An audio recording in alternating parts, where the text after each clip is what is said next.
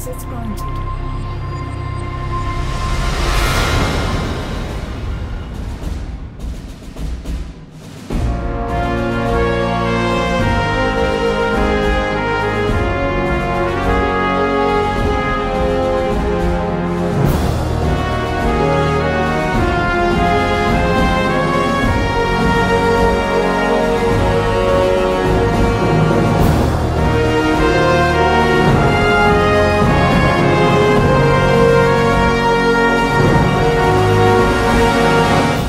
Hey viewers, this is Ethne Ta from The Gamer Access, and this is the video review on The Last Story.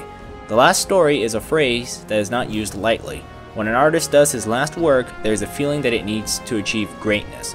The phrase finds itself as the title of Final Fantasy creator Hironobu Sakaguchi's latest work, although it will not be his last game. He is writing it like one though, and The Last Story finds itself as the last distinguished title for the Wii in North America.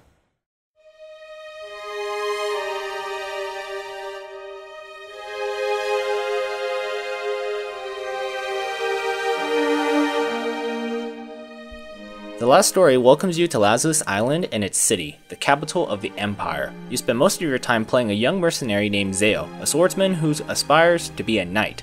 He and his 4 mercenary friends are currently on a job for the ruler of the Empire, Count Argonin. Very well aware that the mercenary career is not a very safe nor secure future, the group hopes this job will be a big step out of their scrappy careers. Upon arrival in the city, Zale meets with a lovely young woman who calls herself Lisa. She's actually Lady Callista Argonin, niece to the Count and heir to the Empire. Even with the lowly mercenary image, Zale falls in love with Callista, but both get seriously caught up in a major dilemma involving nobleman deceit, threats from the Garak continent, the dying land, and Zale's mysterious power. The plotline is essentially 2 major stories in one. The first is the grave danger of the Garak threat and the crumbling land. The second is the love story between Zale and Callista.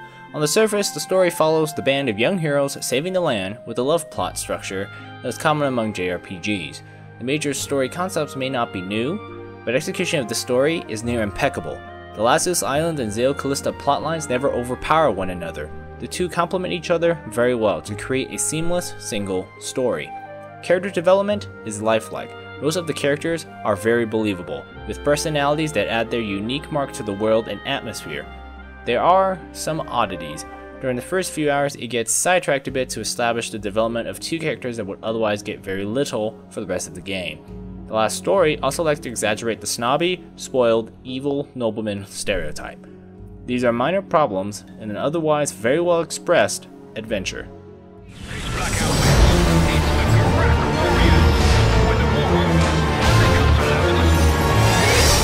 The Last Story is a real-time action RPG. The party usually consists of 2 to 6 people, each usually having 5 lives at the start of each fight. The standard weapon attacks are automatic, simply walk up to the enemy. Magic has the expected casting times and leave effect circles in addition to damage. These magic circles can be dispersed by Zale's spin attack for team buffs, enemy debuffs, or to remove enemy magic circles. Tactics can be employed through the command mode, which provides a simple way of managing party member actions. The standout of the combat system is Zale's special aggro ability. When active, Zale grabs the attention of every enemy in range and their attacks are directed towards him. In addition, it boosts party spellcasting speeds, slows enemy actions, can perform a burst attack, and revive downed team members. Now, the combat certainly has potential, but it is marred by a few major problems, chief among which is a really high BS factor. Seriously, in many of the regular and boss fights I experienced, they employ tactics that are annoying or make success seem difficult. It simply adds frustration. The frustration continues in boss fights until the magic trick is found. When Zale's aggro ability is not active, teammates would drop like flies quite easily. This is apparent when you turn off the ability to aim the crossbow without getting hit. While the fighting certainly has its major problems, it is strangely exciting. I think it may be the frantic pace of events. The RPG mechanics are simple. This makes the gameplay easy to learn, but shallow. In addition to the somewhat simplistic combat, equipment variety is limited. Upgrades are usually how you're going to get better stuff. Leveling in the game happens very quickly as the game's single player lasts 20 hours, by which I was level 70. The multiplayer is also simple. You either work with random people or with friends, and rooms support up to 6 players. Communication is through preset voice messages and does not have a way to stop message spamming. There are 2 battle modes. The free-for-all team deathmatch stuff is rather bland and doesn't bring up anything worth talking about. The cooperative mode matches you with other players against a boss. These fights maintained a battle intensity from the single player, making this mode quite a lot of fun.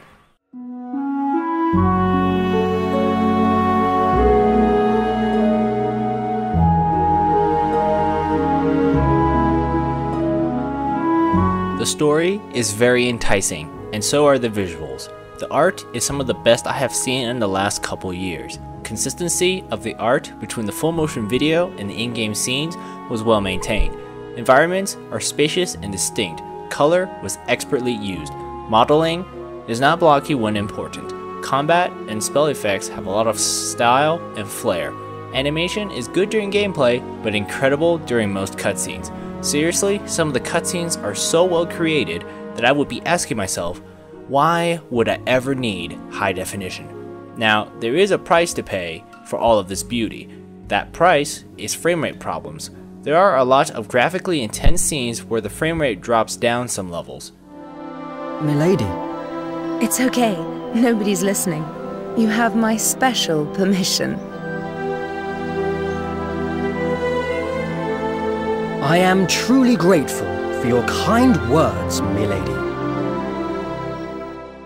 The British voice acting is pretty much perfect, with no awkward sentences, strange laughter, or any of the other problems associated with Japanese to English translations. The sound effects are average. The soundtrack is a highlight. Famous Final Fantasy composer Nobuo Uematsu's ability at music remains unfazed with The Last Story. The range of emotions through the music matches just about every mood in the story, and very well. The only small, picky complaint I have is occasionally the music would not feel specialized for a scene. When the enticing story, beautiful visuals, and complementing soundtrack are together, The Last Story shows its greatest strength, the ability to captivate. How the music was used, how the cutscenes were directed, the gorgeous art, the excellent voice acting, the seamless flow of events, they all combine to create a captivating tale. I wanted to believe that The Last Story existed in the real world and actually happened. The attention to detail is immaculate.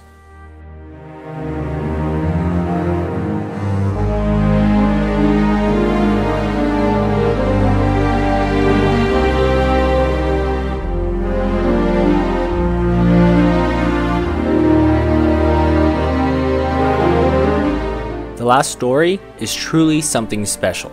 It is a case of the artistically driven game, a great example of how a well-crafted tale, art, and music can be used together with gameplay to deliver an experience matched by no one else. It certainly has its major flaws within the gameplay. This is a video game, and narration and beauty can only do so much. Even so, I found the combat exciting, and I was drawn by the game's ability to create something believable. When I finished, I felt that I will not experience anything quite like The Last Story anywhere else for a very long time. Only very few games are able to leave such an impression. The score that I will give to The Last Story will be an 8.5 out of 10.